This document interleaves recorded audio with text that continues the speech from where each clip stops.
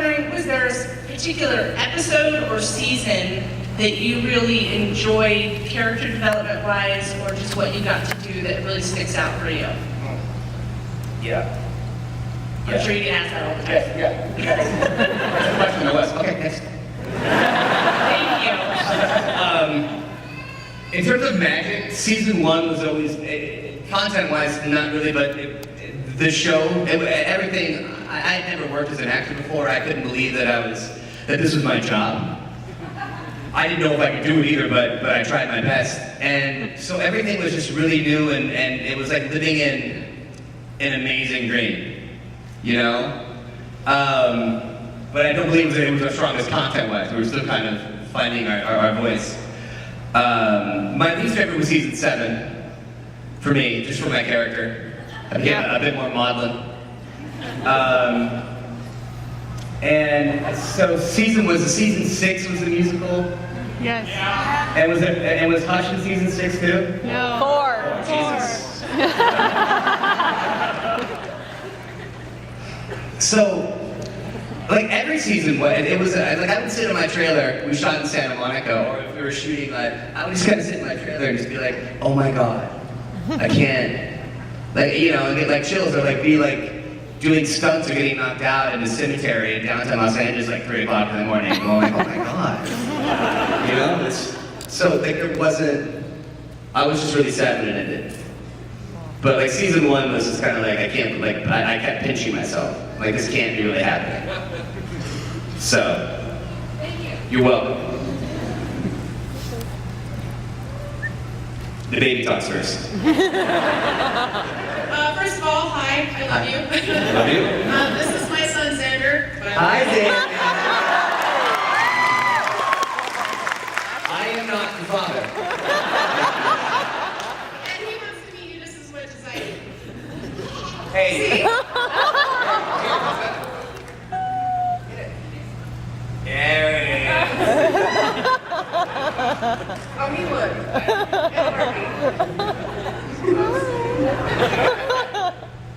Yeah.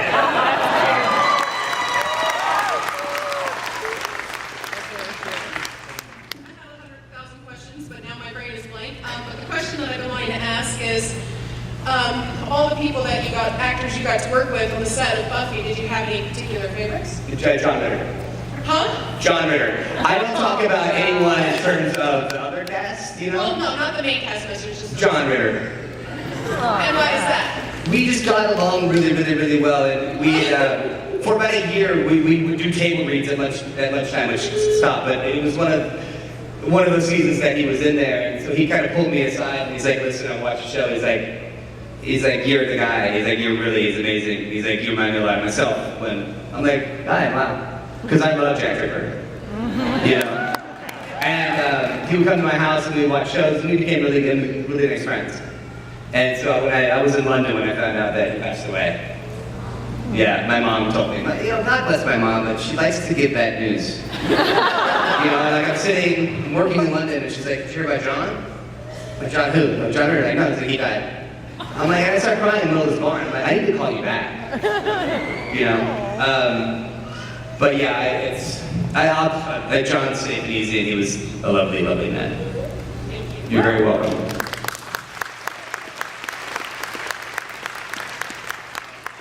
Hi. I had 2 questions. Okay, so one was, I know you said you weren't that familiar with the comic book. Have you seen any of the artwork for it? Is it weird seeing yourself as a comic book character? No, I think it's awesome. I can't tell you how much sex I've had because I am a comic book.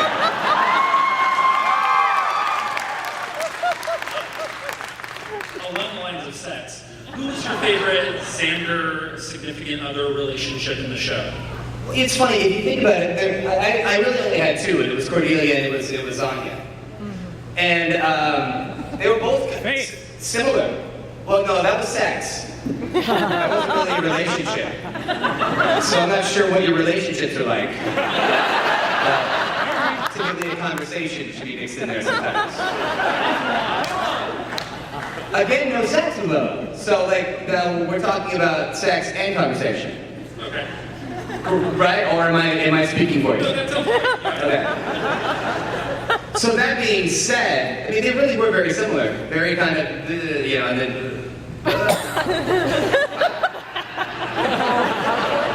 Right. I think we're good. I just think that it was the first one, and I had something there was a time that they were locked somewhere in some storeroom, and she's like, Xander, she's like, God, all you think about is sex, and I'm like, yeah, I mean, I'm 17, I look at linoleum and I think about sex, you know? So, I think since it was so new, and then like, the Zeppo episode kind of spawned from that breakup, and I really enjoyed that episode, so. Thank you. You ask me tomorrow, I'll give you a different answer. And I'm talking online. Okay. Take a picture of you guys real quick. No one's gonna believe that.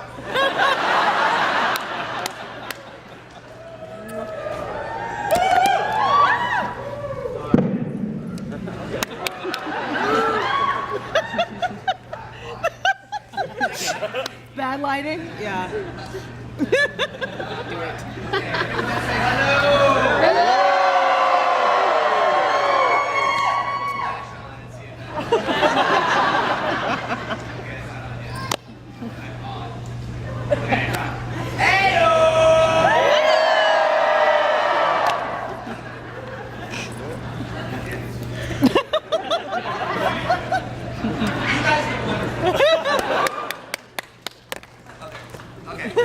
Hello, I'm back.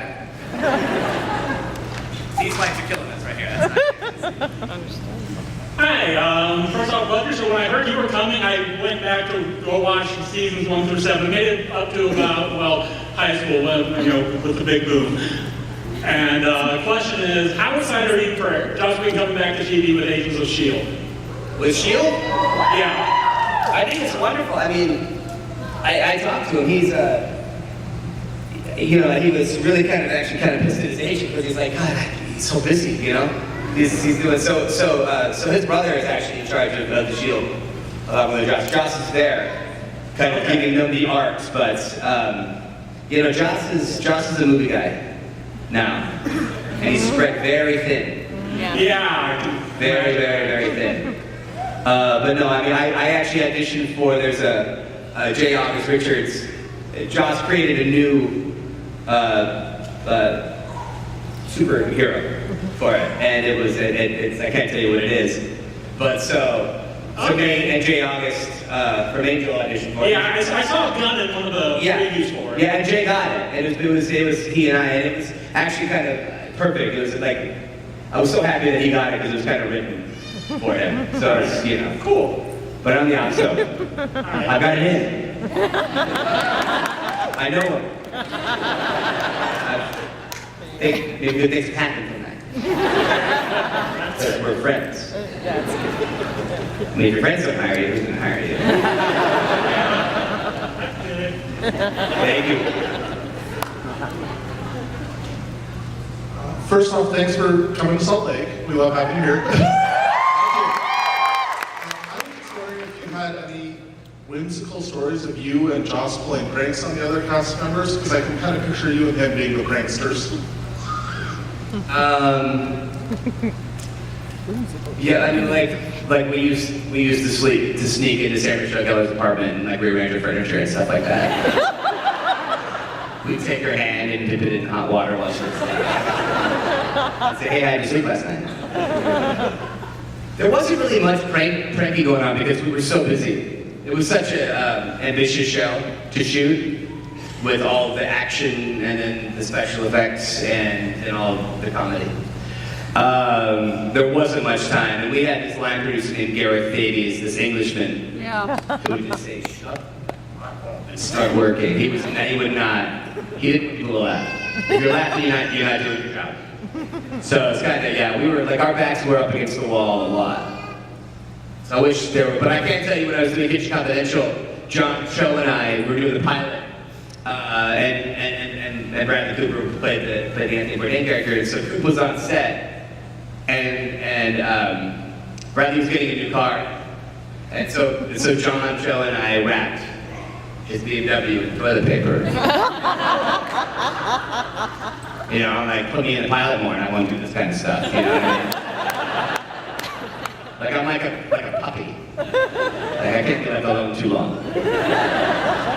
You're welcome. Hey, how you doing? How are you? I'm doing well, thanks. You talked about, what you did on Kitchen Confidential, you talked about what you've done on Buffy, great work on all of it. But what I'd like to know is what is next for Nicholas Brendon? Well, I'm still shooting Criminal Minds. So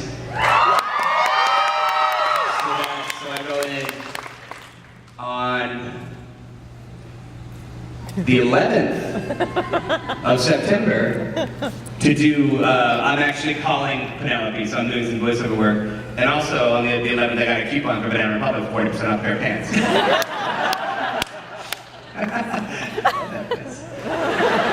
And then I've got a movie called Coherence, which is premiering at the Fantastic. It's a film festival in Austin, Texas. So I'm going to fly in on. I'm actually going to be, I think, in Pittsburgh on the 22nd, and then I'm going to fly home to LA, and then on the 23rd morning, fly out to Austin for that premiere, and stay in Austin for a couple days. And then I've got a movie called Big Gay Love that's coming out. What's so funny about that?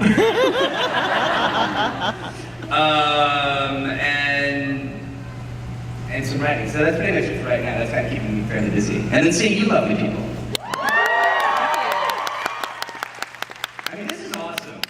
And that Grand America Hotel, room 1622. Really an amazing hotel. They serve tea. There. With little sandwiches. The crust's cut off. It's pretty awesome. Hey, excellent, thank you. Well. How you doing? Good. I just wanted to tell you that the Xander character you played, I could really relate to, like not having the superpowers and everything, because all my friends could do all this cool shit, and Like expel fireballs out of the pump. Oh yeah, exactly. Well, they'd be like, how are you doing that? Exactly, and I just felt like a plain one, and you put a lot of heart in that character, and I felt it the whole time. And also, I had a question. When it has to do with the Buffy storyline, but when Tara died, were you kind of hoping that they'd write you two, you and Willow, getting back together? Because I really wanted to see that happen. No, I mean, like once Willow turned, you know. Yeah. I mean, and who wants to be sloppy seconds anyway? Actually, Xander wouldn't mind.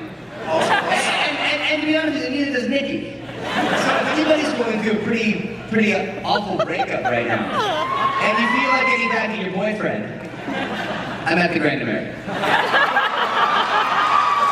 And also, my wife's here. She wants a hug from you. And, damn it, I want a hug from you too.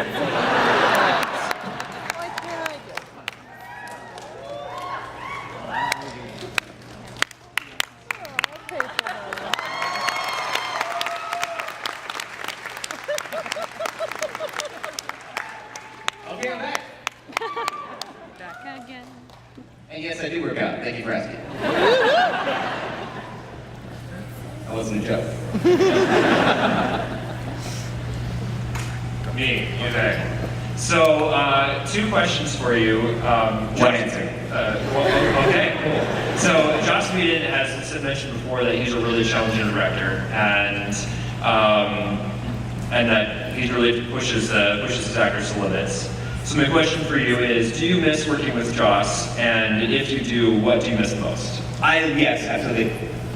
I had dreams that we're doing season 8, like on TV, and I wasn't invited back. And then I sneak onto the set and stuff, and I see Allison as Willow, you know, and I'm like, what happened? I don't drink anymore. What's going on? Joss and I worked really well together. Like, we wouldn't have to have conversations. Like, he called me his Alec Guinness. Because he would be like, Nicky, I'm like, and he'd be like, He's like, and I would go back and I would give him exactly, like, we just kind of read each other's minds.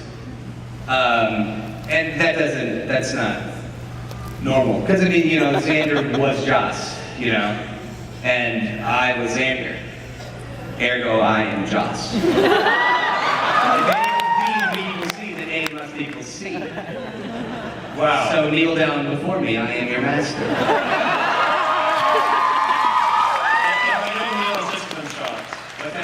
If I don't kneel, it's just because I'm shocked. Thanks. You're very welcome. I have two questions, actually. The first one, are you at all mad that you didn't get tapped to play Nick Fury because you were already rocking the patch that last season? And secondly, what do you like best about coming to these Comic-Cons, and what do you like worse? Well, I mean, this is pretty awesome. I mean, this is before the convention opens, and look at you people. I was like, I'm gonna come out to like 5 people, you know? There's nothing I don't like about them. Because it's so nice because, like, fan mail doesn't particularly exist anymore. It's like it goes all over, so I'm able to actually, like, I'm known for my hugs. Like, if you guys come to my autograph table, I give everyone a hug, whether they buy something or not. That, you know, it's like, would you like a hug? You want a hug? I give you a hug. Men and women. I'm not allowed to touch children anymore, but unless the kid's really hot, then it's all bets are off. That's hot for children. That's Was there a second question? the Nick Fury one. But that was played by. I know.